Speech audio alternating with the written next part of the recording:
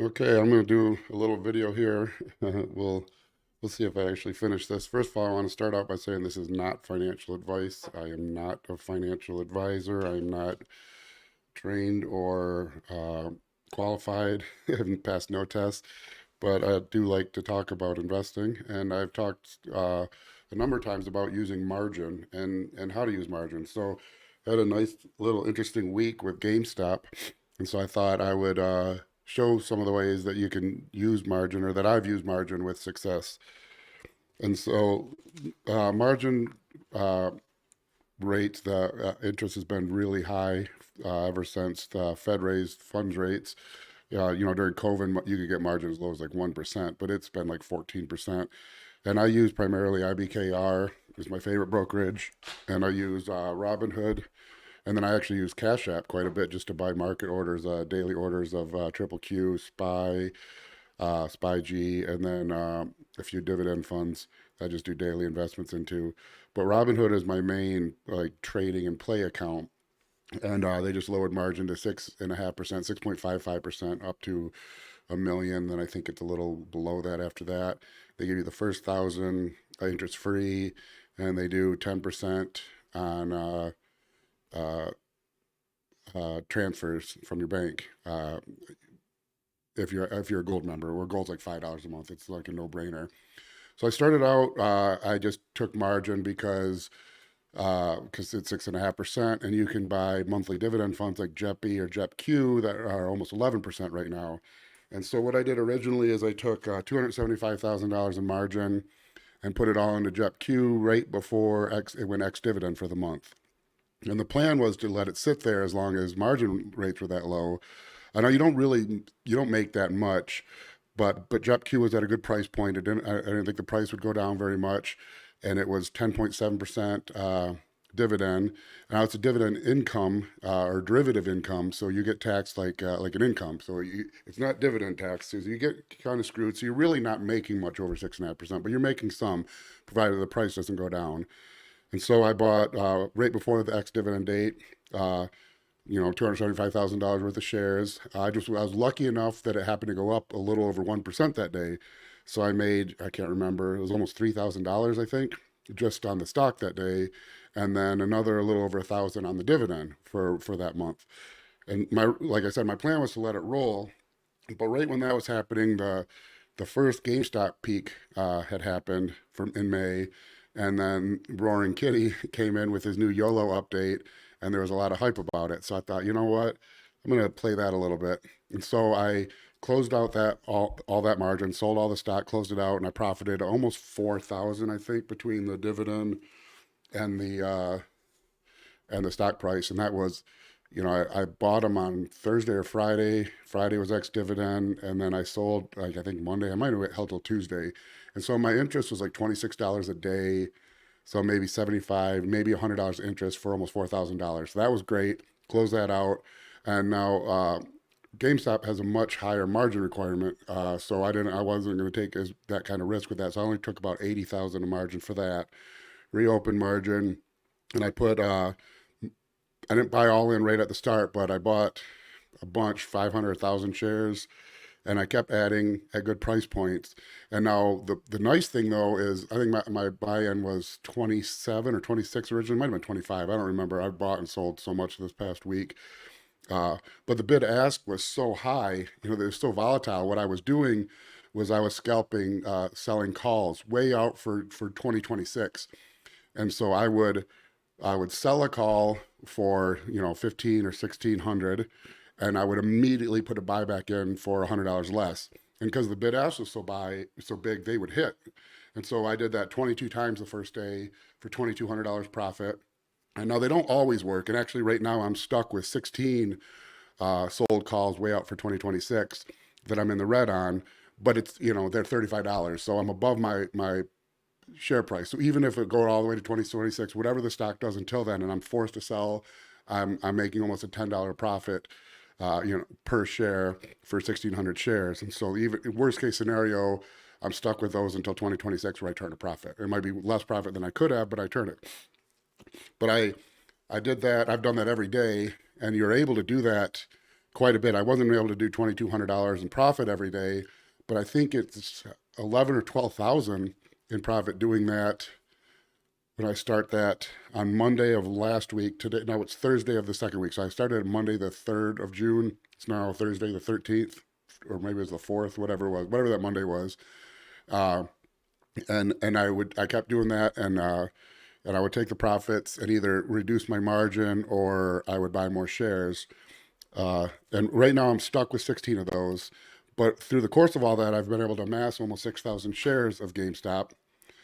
Through some of them, I exercised calls. Originally, I bought a bunch of $20 calls for June 21st, which is what Roaring Kitty was in, and that was really the hot options play. And I hedged with, I bought puts to hedge. I sold way out of the money calls, and I would do the same thing with those. I'd sell a $75 call for next week, and then when it would drop 30, 40, $50, I'd buy it back and profit the difference. And I kept closing out my margin as I could. And so the big thing was, though, there's two big things. Last Friday, I was in Toronto for the Toronto Super Show, uh, and I was up huge. I was up 100 grand, I think, because GameStop was up at one point like $69 a share. I was, $27 buy-in. Uh, but I was at the show, and they announced a share dilution of 75 million shares while I was at the show, not even paying attention. And so the stock plummeted, of course, and I wasn't able to take any profits on that. And so that sucked. But, I was, trying to rework a strategy. And by then I had sold some calls that I'd bought some bulk bullish calls that I'd sold for profit, some of them for, $2,000 or $3,000 profit. But then I saw that the open interest for the 621 $20 calls had dropped dramatically. I think Roaring Kitty had 120,000 of them, and there were 180,000, 170,000 open interest at one point, and then dropped to 111,000, which was less than his number. So it was obvious he had sold. You could say he'd exercised, but he didn't have enough money to exercise all of them, and the price wasn't climbing. If he'd exercised them, whoever sold those calls would have to cover, and they were probably naked. Uh, they were sold naked, and so they would have to find those shares. The stock would have went up. The stock wasn't going up, so I knew he sold them, and there was a huge influx of 614 calls, and so I knew the 621 play was off. So I cleared those out as much as I could, and I bought heavy calls for tomorrow, because that's what I assumed he was doing. Uh, and I exercised a few of those today. I closed out all but one of those, and I have 3 calls for June 21st also. But the big thing that I think a lot of people that on Reddit and stuff are going to get screwed is they think he exercised those options when he didn't. He sold the options and he bought those shares back. So there's probably not going to be a lot of upward action tomorrow. There'll be some because that's very bullish that he owns 9 million shares. The stock has $4 or $5 billion in cash. It looks like they're going to rebrand as maybe like a holding company, as an investment firm, kind of like Berkshire Hathaway.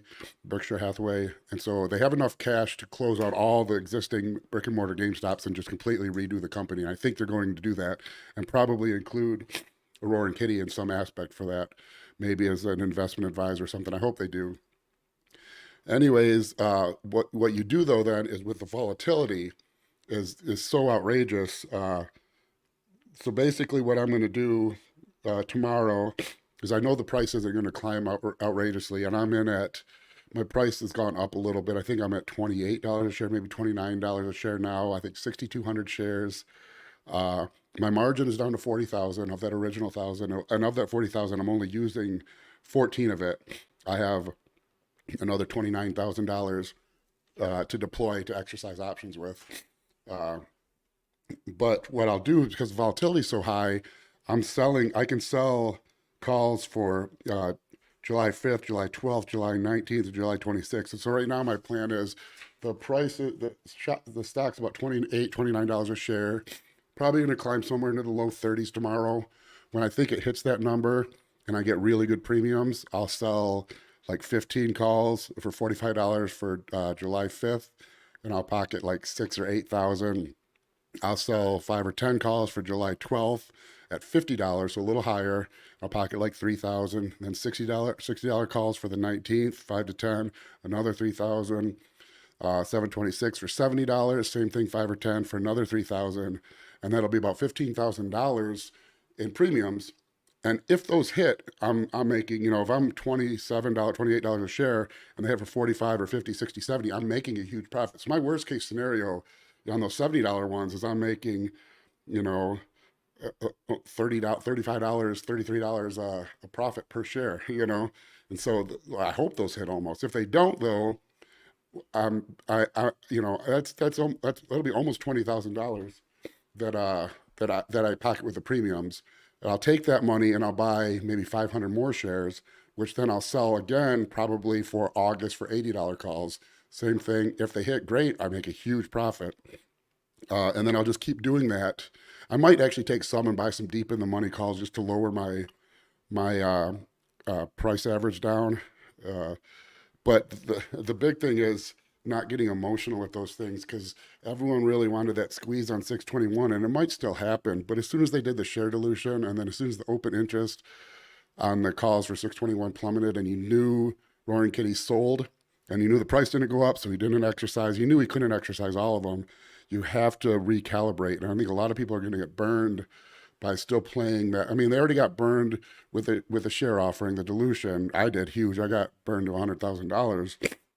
But as it stands right now, basically, long story short is, uh, if you use margin properly and effectively, that first one was actually less risky, even though it was 275,000 because it was in a very low volatility stock with a high dividend. But that was $4,000 for basically one day of not even trading. I bought the shares and sold. I didn't do any trading. Took the dividend. I just got lucky that the price went up a little over 1% that day. But when that happens, don't be greedy. Take your money, close that out, open a new $80,000 margin. So my right now my interest is 68 cents a day. That's it. And so that's all I'm risking really, you know. Uh, and what I'll do is I'll keep doing that and keep building up as big of a position as I can. If I can get to $10,000 share to 10,000 shares while the volatility stays high, and the last time the GameStop stuff happened, it was I think January 2021, and it was almost to 2022 before the volatility really went down. And so if you can sell calls for 10 or 15% above the current stock price for 2 weeks out, and you have 10,000 shares, you can make $40,000 a month in call option premiums. I mean, so, some of those are $4. You can sell for 10% above the current price for 2 weeks out, sell calls for $4 a share.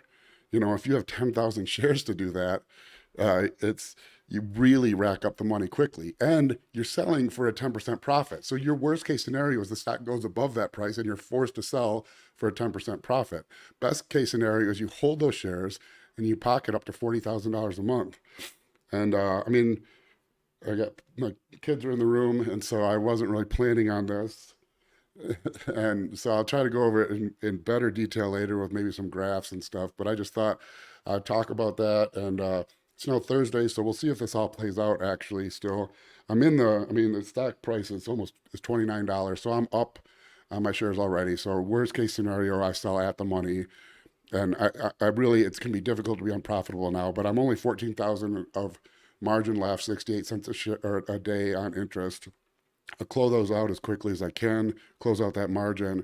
And the goal will be to be margin free with 10,000 shares of GameStop below the current price, where I think the bottom right now is probably $25 a share with the amount of cash they have on hand.